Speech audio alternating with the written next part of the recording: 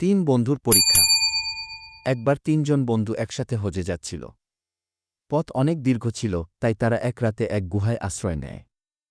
হঠাৎ পাহাড় থেকে একটি বড় পাথর গড়িয়ে এসে গুহার মুখ বন্ধ করে দেয়। তারা চরম বিপদের মধ্যে পড়ে গেল। তখন তারা একে অপরকে বলল, আমরা আমাদের জীবনের এমন কিছু ভালো কাজের কথা বলি, যা আমরা শুধু আল্লাহর সন্তুষ্টির জন্য করেছিলাম। হতে পারে আল্লাহ আমাদের মুক্তির ব্যবস্থা করবেন কি। প্রথমজন বলল, আমি গরিব ছিলাম, কিন্তু আমি প্রতিজ্ঞা করেছিলাম, আমার বৃদ্ধ মা বাবাকে খাওয়ানোর আগে আমি কখনো খাব না। একবার অনেক কষ্টে দুধ সংগ্রহ করলাম, কিন্তু তখন মা বাবা ঘুমিয়ে পড়েছিল। আমি পুরো রাত দাঁড়িয়েছিলাম আর তাদের জাগার অপেক্ষা করেছিলাম, যাতে তাদের আগে খাওয়াতে পারি। দ্বিতীয়জন বলল, আমি একবার এক মহিলাকে ভালোবাসতাম, কিন্তু সে রাজি ছিল না। পরে এক সময় সে আর্থিক কষ্টে পড়ে আমার কাছে সাহায্য চাইল। আমি তাকে সাহায্য করতে রাজি হই, কিন্তু সে শর্ত দিয়েছিলাম যেন সে আমার সঙ্গে সময় কাটায়।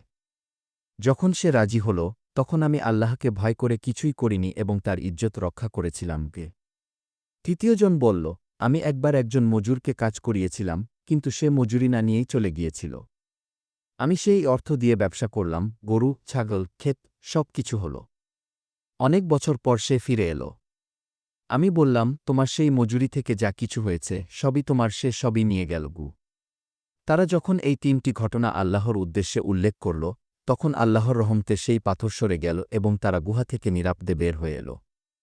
শিক্ষা, নিঃস্বার্থ ভালো কাজ এবং খাঁটি নিয়তের মূল্য আল্লাহর কাছে অনেক বেশি। আল্লাহ সবকিছু জানেন, আর সৎকর্ম কখনো বৃথা যায় না।